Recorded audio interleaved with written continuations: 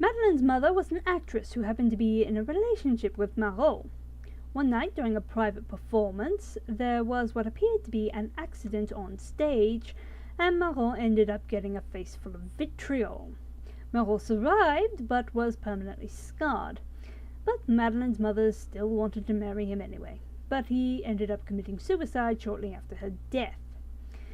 The next day, Orsini is finally being dug up, but as soon as they open the coffin and call for a doctor, Marot attacks him too, and now Orsini is really most sincerely dead. Vidocq tries to catch Marot, but fails after losing one of his men.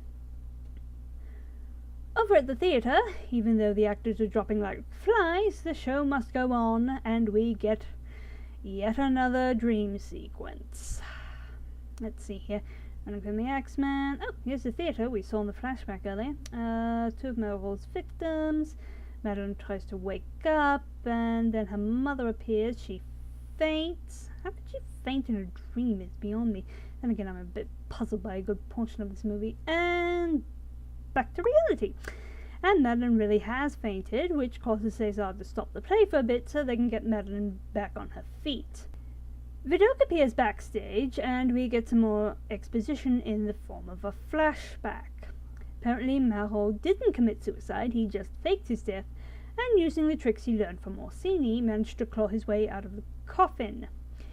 Vidocq says that this ordeal probably drove him insane, but this is all conjecture on Vidocq's part, and he can't prove any of it.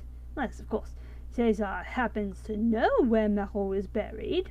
César does know where Marot is buried, but he doesn't tell Vidocq that. Instead, he heads to the mausoleum from Madeleine's dream and opens up Marot's tomb, only to find that it's vacant. Meanwhile, back with Madeleine. Oh, Lord! How many dream sequences is this movie going to put me through? Alright, let's just get through this. Axeman again, theater again. Oh, there's a falling body again, and Madeleine wakes up from this latest bit of foreshadowing and decides to go to the house in her dreams, which just happens to be her mother's house. She and the maid go there and find everything pretty much as it was in Madeleine's dreams. They also find Pierre there, and he claims to love Madeleine, and after grabbing at her for a bit, the maid faints and Madeleine runs off only to run into Marot. And César once again enters the scene. Pierre tells him that Marot has Madeleine, and then attempts to pull a knife on César. César gets it away from him and stabs him, not fatally, however. César finds Madeleine and Marot upstairs, and must a man suffer twice for the woman he loves? Really? What is it with this girl and her mother? Why on earth is every male within spitting distance obsessed with these two? Because frankly, it's a bit creepy and very weird.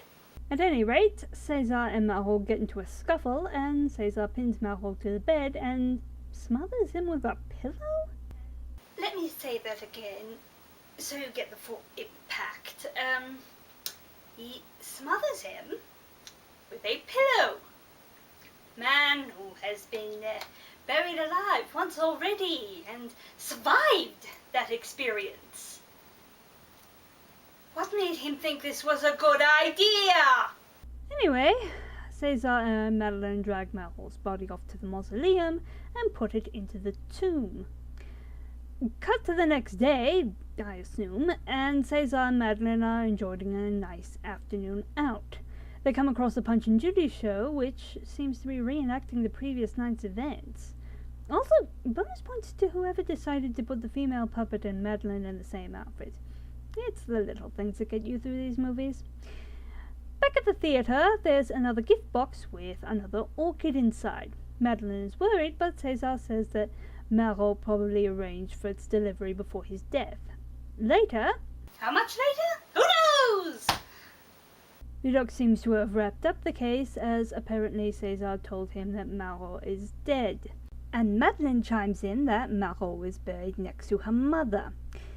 Vidocq suggests that they all go to the mausoleum to make sure, and César gives her some grief for being so blindingly stupid as to not know the bodies decompose, and that the body that they put into that tomb will still be relatively fresh.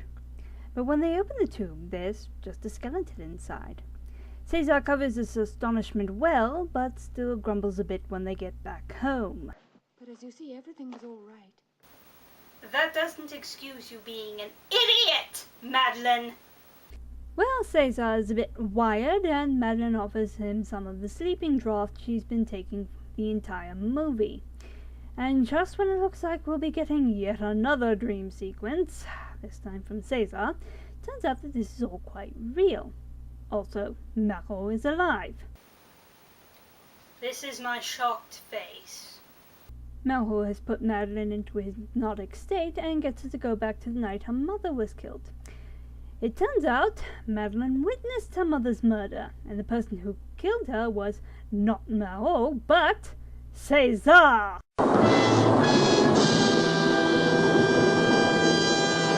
After the murder, Caesar got everyone to say that they had seen Marot commit the crime, everyone except for Pierre, thus prompting Marot to fake his own death in order to put his revenge plot in motion.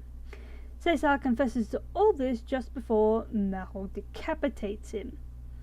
The police arrive. Frankly, I think that Vidocq figured this out a long time ago.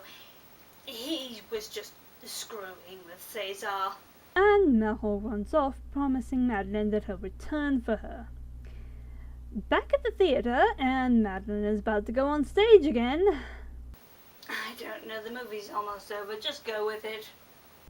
While backstage, the actor playing the gorilla is killed by Marot. Again. Marot attempts to carry Madeline off in front of a paying audience, but only succeeds in getting chased around by the police. One of the actors offers to see Madeline home after she's changed out of her costume, but he ends up being killed by Marot. Marot chases Madeline around the theatre for a bit before telling her that he wants a real relationship with her.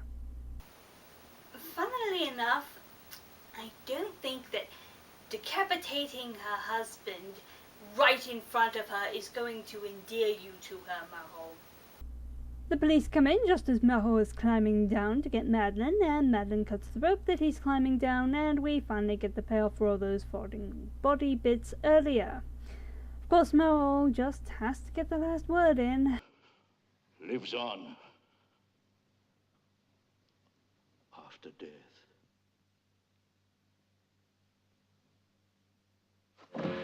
Yeah, it's a nice setup for a sequel that has no chance of being made. So that's that, and the movie's over. Oh, for God's sakes! And! Fine!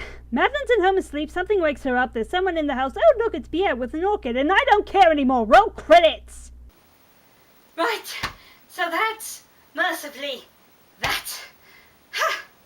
You know, despite its convoluted plot, odd tone, and occasionally wooden acting, I rather like this film. Oh, I don't think that it's actually good or anything like that, but I can appreciate it for what it is. An odd little piece of cinema that seems to be more style than actual substance.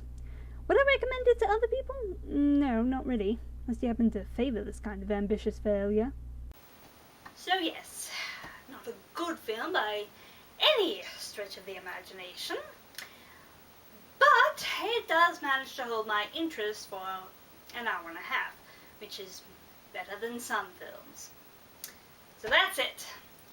The last cult theatre review for this year. Now, if you excuse me, I have to get all this cleaned up before my roommate gets home.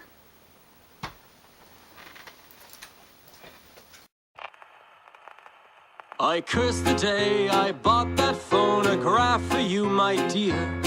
For there are times I swear that it's alive. I chase at night the whispering from the music room so clear, but I'm mocked with silent scorn when I arrive. I try to play Caruso.